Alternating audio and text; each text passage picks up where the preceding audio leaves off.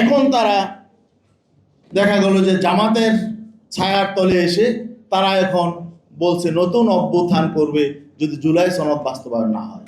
আজকে যারা বর্তমান সরকারের বিরুদ্ধে অভ্যুত্থানের নতুন করে ঘোষণা দিচ্ছেন, সেদিন আমরা দেখেছি তারাই, আমরা যখন মৌলিক সংস্কারের বিষয়ে আমরা যখন বিভিন্ন দাবি দাবা জানিয়েছিলাম, সেই ঐক্যমত্য কমিশনে তারা বিএনপির পক্ষে অবস্থান নিয়েছিল। তারা বিএনপি, কারণ বিএনপি হয়তো জানতো তখন যে তারাই সরকারে যাবে, ক্ষমতায় যাবে, তারা বিভিন্ন মৌলিক সংস্কার প্রশ্নে তারা দ্বিমত করেছিল।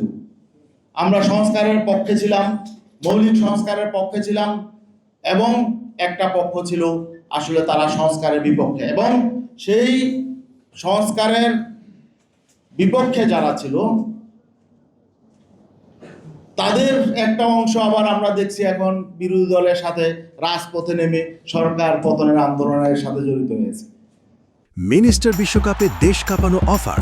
বিশ্বকাপের উন্মাদনা উপভোগ করুন মিনিস্টার টিভিতে। 55 ইঞ্চি অ্যান্ড্রয়েড টিভি মাত্র 55,000 টাকায়, সাথে জার্সি ফ্রি। এটা একটা মজার বিষয়। আজকে আমরা একটা স্পষ্ট করে একটা বিষয় বলতে পারি যে এনসিপি এই অভ্যুত্থানের নেতৃত্বের জায়গায় ছিল জুলাই অভ্যুত্থান, কিন্তু আমরা দেখেছি যে ঐক্যমত্য কমিশনের সংস্কার প্রশ্নে মৌলিক কিছু কিছু জায়গায় এনসিপির কারণে আমাদের সেখানে সেই সিদ্ধান্ত গ্রহণে সমস্যা হয়েছে। যেমন নির্বাচন সংক্রান্ত সংস্কারে আমরা পিআর চেয়েছিলাম, সেখানে আমাদের সেই পিআরের প্রস্তাবে জামাত সমর্থন করেছিল, তারাও এর পক্ষে ছিল, কিন্তু এনসিপি বিরুদ্ধে ছিল।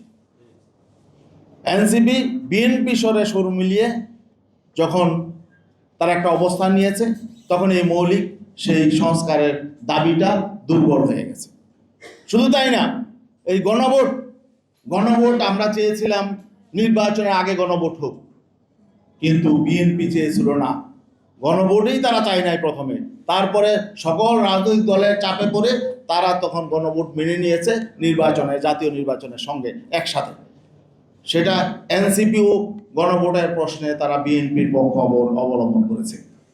তো এনসিপির ভূমিকাটা ছিল অনেকটা, মানে তারা অনেকটা ডাবল রোল প্লে করেছে। এখন তারা দেখা গেল যে জামাতের ছায়ার তলে এসে তারা এখন বলছে নতুন অভ্যুত্থান করবে যদি জুলাই সনদ বাস্তবায়ন না হয়। তো জুলাই সনদে যে বিষয়গুলো ঐক্যমতের ভিত্তিতে হয়েছে, তা আমরাও তো চাই সেটা বাস্তবায়ন হোক, এবং সরকারের সেটা দায়িত্ব, সরকার কমিটমেন্ট আছে। কিন্তু মৌলিক সংস্কারের বিষয়ে অনেক বিষয়ে তো তখন তারা বিএনপির পক্ষে অবস্থান নিয়েছিল, যে কারণে আমাদের সেই সংস্কারগুলো আসলে সেভাবে আমরা কার্যকর করতে পারি নাই, বা সেটা ঐক্যমত্য কমিশনে একমত হওয়া যায় নাই। শুধু তাই নয়, তখন যারা বিএনপির পক্ষ নিয়ে আমাদের বিরুদ্ধে পিকেটিং করেছে, এদের অনেকে এখন জামাতের সাথে তারা নির্বাচনে অংশ নিয়েছে, এখন তারা বিরোধী আন্দোলনে আছে। তাহলে আমরা কি বুঝবো? তাহলে এরা যে এখন সংস্কারের জুলাই সনদ বাস্তবায়নের জন্য আলটিমেটাম দিচ্ছে এবং সরকারকে হুমকি ধামকি দিচ্ছে, তাদের সঙ্গে তো বিএনপির পক্ষে যারা ছিল একসময় নির্বাচনের আগে বা 5ই আগস্টের পরে, যারা ধরুন সংস্কার কমিশনে বিএনপি তাদেরকে ব্যবহার করে সংস্কারের বিষয়গুলোকে দুর্বল করেছে, তারা তো তাদের সঙ্গে আছে। তাহলে এটার ভবিষ্যৎ কি? আন্দোলনের ভবিষ্যৎ কি? তাহলে কি আমরা কি মনে করবো যে এগুলো সবই পাতানো খেলা?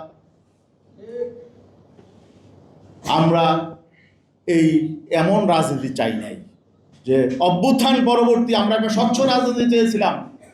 পীর সাহেব চরমনাই তিনি যে সংস্কারের মৌলিক দাবিগুলো নিয়ে মাঠে নেমে এসেছিলেন, এখনো পর্যন্ত আমরা এর উপরে আছি। আমরা মনে করছি যে রাষ্ট্র যদি সংস্কার না হয়, আসলে ফেসিবাদ তো কোনো ব্যক্তির নাম না, ফেসিবাদ হলো একটি কাঠামো। এই ফেসিবাদী কাঠামো যদি এখনো থাকে, তাহলে শুধু ব্যক্তির পরিবর্তন হলে তো রাষ্ট্রের কোনো পরিবর্তন হবে না। রাষ্ট্র কাঠামোর যদি পরিবর্তন না হয়, তাহলে আসলে এখানে সুশাসন, ন্যায় বিচার, ইনসাফ কিছুই তো পরিবর্তন হবে না। এখানে আমাদেরকে যদি প্রকৃত অর্থেই জুলাই চেতনা বা ফেসিবাদ বিরোধী অভ্যুত্থানের চেতনা বাস্তবায়ন করতে হয়, তাহলে আমাদের রাজনীতিতে গুণগত পরিবর্তন আনতে হবে। শুধু ক্ষমতার জন্যে, নির্বাচনের সুবিধার জন্যে আমি আমার প্রতিপক্ষের সাথেও হাত মিলাবো, তাহলে এটা তো আসলে সুস্থ ধারা রাজনীতি হলো।